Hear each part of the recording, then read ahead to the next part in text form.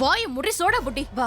என் அக்கா கிட்ட ஏதாவது பேசுனேன் அப்புறம் உன் மண்டை உடைச்சு பொழந்துருவேன் ஜாக்கிரதை. பாத்தியா, எரும மாடு வந்துடுச்சு. நீ எல்லாம் என் அக்காவை கால்ல விழுந்து கும்பிடணும். அவ உனக்காக இவ வாழ்க்கையவே விட்டு கொடுத்திருக்கா.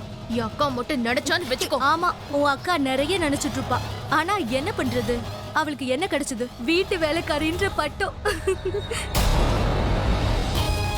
உங்க அப்பா அம்மா இறக்கறதுக்கு முன்னாடி உன்னை நிறைய கனவு வச்சிருப்பாங்கல்ல. நீ அமெரிக்காவுக்கு போவ, ரிஷிய கல்யாணம் பண்ணிப்ப, அங்க ராணி மாதிரி இருப்பன்னு. பாவம், எல்லா கனவுகளும் நொறுங்கி போயிடுச்சு. நீங்க 2 பேரும் எதுக்குமே லாக்கி இல்லாதவங்க. நீங்க ஒரு லோ கிளாஸ். இன்ஃபேக்ட் லோ கிளாஸை விட மட்டமானவங்க நீங்க. என்ன அப்படி பாக்குற? மறைச்சு ராஜ் அங்கிளும் இந்திரா ஆண்டியும் உங்களை அப்படிதான் நினைக்கிறாங்க தெரியுமா? வாய மூடி. அக்கா, இந்த 2 குப்பை தொட்டிங்களும் என் பக்கத்துல வந்தா எனக்கு தான் ரொம்ப அசிங்கமா இருக்கு. இந்த லோ கிளாஸ் பொண்ணுங்க 2 பேரும் நம்ம சொந்தக்காரங்கன்னு என் ஃப்ரெண்ட்ஸ்க்கு தெரிஞ்சதுன்னு வச்சுக்கோ, அப்புறம் என் ஸ்டேட்டஸே கெட்டு போயிடும். சரியா சொன்ன ஸ்வாதி. இவளுங்க 2 பேரும் இங்க வராம இருந்திருந்தா சாப்பாடு மிச்சமா இருக்கும். அட்லீஸ்ட் நம்ம தெருநாயங்களாச்சும் சாப்பிட்டுருக்கோம். அதையும் கெடுத்துட்டாளுங்க. எல்லா சாப்பாட்டையும் இந்த எரும மாடே சாப்பிடுச்சு. இல்ல பாத்தியா எப்படி அசால்ட்டா போறாளுங்கன்னு? கொஞ்சம் கூட சூடு சொன்னையே இல்ல. சரியான எச்ச கலைங்க. இதுக்கு இவளை என்ன பண்றேன்னு பாரு. ஏய், என் அக்கா ஒண்ணு எச்சக்கலை இல்லடி. நீ தாண்டி அப்படி. நீ தான். அது உனக்கே நல்லா தெரியும். அப்புறம் நீ என்ன சொல்லி கூப்பிட்ட? எருமமாடா? எங்க அம்மா எனக்கு ஊட்டி வளர்த்தாங்கடி. வெனை இல்லாம வளர்ந்தவனா. அடுத்தவங்களுக்கு கேவலமா பேசுறதை விட்டுட்டு நீ வாழ்க்கையில உருப்புற வழியை பாரு. நீ பாக்குறதுக்கு ஒட்டடை குச்சி மாதிரி இருக்க. உன் உடம்புலயே உன் சோடா புட்டி தான் பெருசா இருக்கு. You idiot. ஏன் உங்க அம்மா உனக்கு சோறு போட்டு வளர்க்கலையா? என்ன சொன்னா? உன்னை இன்னும் நான் எதுவும் சொல்ல ஆரம்பிக்கல. நல்லா கேட்டுக்கோ. என் அக்கா மட்டும் ஒரு சொடக்கு போட்டான்னு வச்சுக்கோ, இப்படிங்கிறதுக்குள்ள ரிஷி வருவான். அவ ஒரு ஜாட காட்டினா போதும், அவ பின்னாடியே வருவான். ஆனா ரிஷி உனக்கு கட்டி வைக்கணும்னு அலையிறது உன் அம்மா தான். போடி, தியாகத்தை பத்தி உனக்கு என்ன தெரியும்? என் அக்கா ரிஷிய உனக்கு பிச்சையா போட்டிருக்கான். ஓ, சந்தோஷமா இரு. இன்னைக்கு உன் கையில மருதாணி வைப்பாங்கல்ல, நல்ல ஞாபகம் வச்சுக்கோ. அந்த மருதாணி என் அக்கா உனக்கு போடுற பிச்சடி பிச்சை. எப்படியோ போய் தொலைடி பிச்சைக்காரி. அப்புறம் நல்லா கேட்டுக்கோ. என் அம்மா ஒரு விஷயத்தை எனக்கு சொல்லி கொடுத்திருக்காங்க. அடுத்தவங்க பொருளை பறிச்சுட்டு போகணும்னு நினைச்சா கூட அவங்க தலையெழுத்த மாத்த முடியும். இந்த மாதிரி ஆளுங்க கிட்ட இப்படிதான் பேசணுக்கா. வா. சரியான எரும மாடுங்க.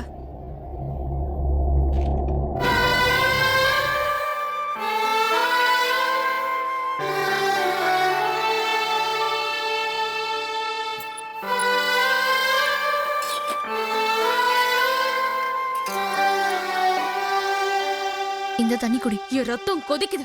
அதுக்குதான் தண்ணி குடிக்க சொல்றேன். எனக்கு உன் மேல கொஞ்சம் கூட கோவம் இல்ல. நீ செஞ்சது சரிதான். அவங்க கிட்ட அப்படிதான் பேசணும். இந்த தண்ணி குடி. அந்த ஸ்னேகாவை பத்தி நல்லாவே தெரியும். ஆனா இன்னைக்கு அந்த கண்ணாடிக்காரி வாய்க்கு வந்தபடி பேசுறா. பதிலுக்கு நீ ஒரு வார்த்தை கூட திரும்ப பேச மாட்டேங்கக்கா.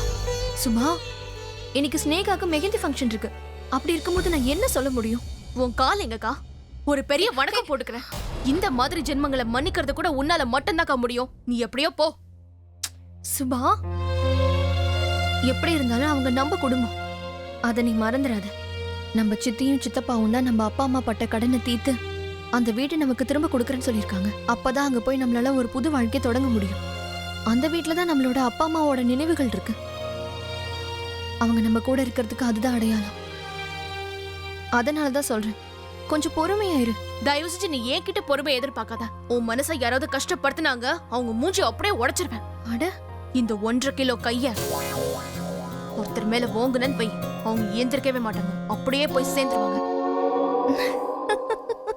அக்கா சரிக்காத, நான் கோவமா இருக்கேன். ஓ, 1.5 கிலோ கை. சரி வாமா. வாங்க. ரெண்டு பேரும் எங்க எஸ்கேப் ஆறீங்க? ஐயோ, என்னப்பா அது? போகும்போது எங்க போறீங்கன்னு கேட்பாங்களா? நாங்க வெளிய போறோம். வெளியில எங்க? அது மும்பை வீதியில 2 பேரும் கைய கோத்துட்டு ஊர்வலம் போக போறாங்க. டேய், எனக்கு என்ன இவர் பண்றது சுத்தமா பிடிக்கவே இல்லை.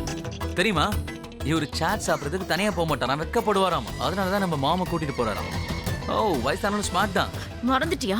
உங்க அப்பாடா அவரு. எங்க பாரு, இன்னைக்கு மெஹந்தி இல்லையா, அதனால நாங்க கோயிலுக்கு போறோம். பண்டிதர் பூஜை பண்ணி இந்த மெஹந்தியை திருப்பி கொடுப்பாரு, அவ்வளவுதான். டேட்டிங் போறதுக்கு 2 பேரும் நல்ல ரீசன் சொல்லிட்டு இருக்காங்கல்ல. ஏன்டா என் மகனை கிண்டல் பண்ணிட்டு இருக்கீங்க நீங்க? அப்படியே பாத்தீங்களா கொடுத்தனா இவனுக்கு எப்படி எல்லாம் பேசுறானுங்கன்னு பாத்தீங்களாமா?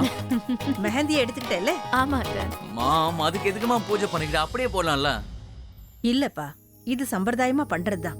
அதாவது பண்டிதர் கையால புனிதப்படுத்தின மருதாணிய ஒரு பையன் ஒரு பொண்ணுக்கு வச்சு விடும்போது அவங்களோட வாழ்க்கை பூரா அவங்க எப்பவும் சந்தோஷமா இருப்பாங்கன்னு அர்த்தம். அதனாலதான் பண்டிதர் ஆசீர்வதிச்சு கொடுத்த மருதாணிய கல்யாண மாப்பிள கல்யாணமாக போற பொண்ணு கையில வச்சு விடுவான். புரியுதா? புரிஞ்சுதா? இத பூஜையில வச்சு எடுத்துட்டு வந்ததுக்கு அப்புறம் நீ அந்த பொண்ணு கையில வச்சு விடு. அவ்வளவுதான். உனக்கு என்ன தோணுதோ அந்த டிசைன் வச்சு விடு. ஜஸ்ட் இது ஒரு சம்பிரதாயம், அவ்வளவுதான். இங்கே இருங்க, நாங்க போயிட்டு வரோம். டேய் வந்து வச்சுக்கறேன்டா உன்னை. என்ன பண்ண என்னத்த வந்து பேசுவீங்க? இவர்தான் பசங்களை பசங்களை கெடுத்து கெடுத்து வச்சிருக்காரு. வச்சிருக்காமா? நேரமாகுது, போலாம். பண்டிதர் கையால புனிதப்படுத்தின மருதாணிய ஒரு பையன் ஒரு பொண்ணுக்கு வச்சு விடும்போது அவங்களோட வாழ்க்கை பூரா அவங்க எப்பவும் சந்தோஷமா இருப்பாங்கன்னு அர்த்தம். பிரதர், மருதாணி வந்த உடனே அது எப்படி பிரீத்திக்கு வைக்கிறது? என்ன அண்ணா, அது ரொம்ப ஸ்பெஷல் மெஹந்தி. அவ்வளவு சீக்கிரம் கை கட்டுற மாதிரி வைக்க மாட்டாங்க, தெரியும்ல? தெரியும். அண்ணா, நீ ஒன்னும் திருடுற பிளான் எல்லாம் ஒண்ணும் போடலையே. ரொம்ப புத்திசாலிடா. இந்த புத்திசாலி தம்பி என்ன அட்வைஸ் பண்ண போறான்னா, நீங்க திருடுற மாதிரி இருந்தா பயங்கரமா அடி வாங்குவீங்க. அது நான் இல்ல, நீதான் திருட போற. திருடு நான் இல்ல, அது நீதான். நானா? இல்லனா நான் வரல இந்த விளையாட்டுக்கு. இன்னைக்கு சாயந்தரம் செம்மையா இருக்க போகுது. ஏன்னா அந்த மெஹந்திய அப்படி இருக்க போகுது.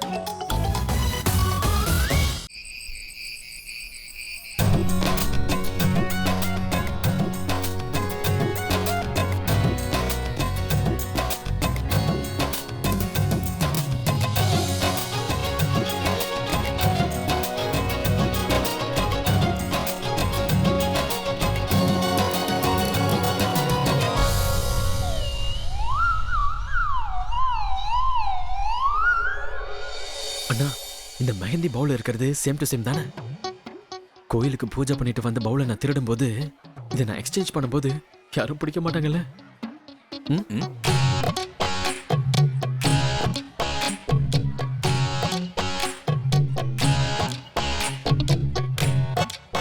அண்ணா, உன்னால இன்னைக்கு நான் எந்த பொண்ணுமே சரியா சைட் அடிக்க கூட முடியல. இந்த நாளை தயவு செஞ்சு மறந்துடாத. உனக்காக நான் நிறைய சாக்ரிஃபைஸ் பண்ணிருக்கேன். நான் வாழ்க்கையில மறக்க மாட்டேன்டா. ஆமா, மாம் டாட் கோவிலுக்கு போனாங்க, இன்னும் வர காணோம். வந்துட்டு இருப்பாங்க.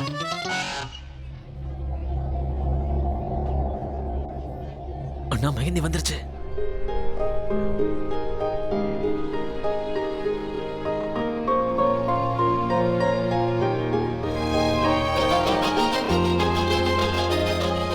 இந்தாங்க, எங்க சார்பா எங்க மருமகளுக்கு மெஹந்தி வாங்கிட்டு வந்திருக்கோம். நானும் இதுக்காக தான் காத்துக்கிட்டு இருந்தேன். அப்புறம் பாட்டியை எங்கேயுமே காணுமே.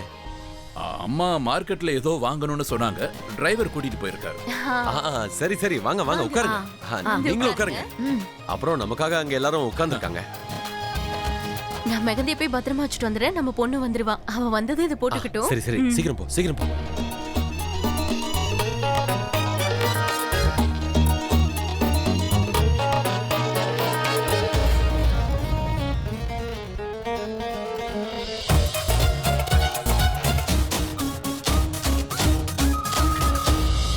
நம்மள இந்த சித்தி கழுத மாதிரி வேலை பார்க்க வைக்குது. அப்ப கண்டிப்பா என் வெயிட் குறைஞ்சிரும்.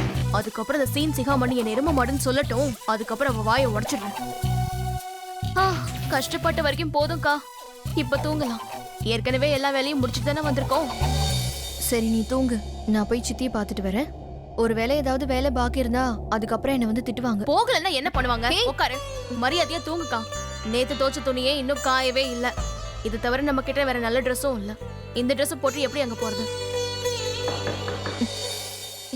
இப்ப யாரு வந்திருக்காங்க? நான் போய் பாக்குறேன் இரு. பாட்டி,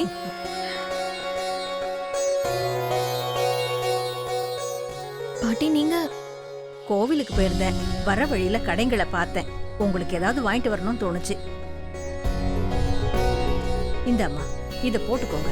ரொம்ப அழகா இருப்பீங்க. ஆனா பாட்டி, இதெல்லாம் எதுக்கு தேவையில்லாம? அதே மாதிரி நீ எதுக்கு என்ன ரோட கிராஸ் பண்ணி விடணும்? தேங்க்யூ பாட்டி. ரொம்ப நல்ல பிள்ளைங்கம்மா நீங்க. நீங்க ஏன் இந்த வீட்டு பொண்ணா இருக்க கூடாதுன்னு எனக்கு தோணுது. இத கண்டிப்பா போட்டுக்கோங்க. தேங்க்யூ.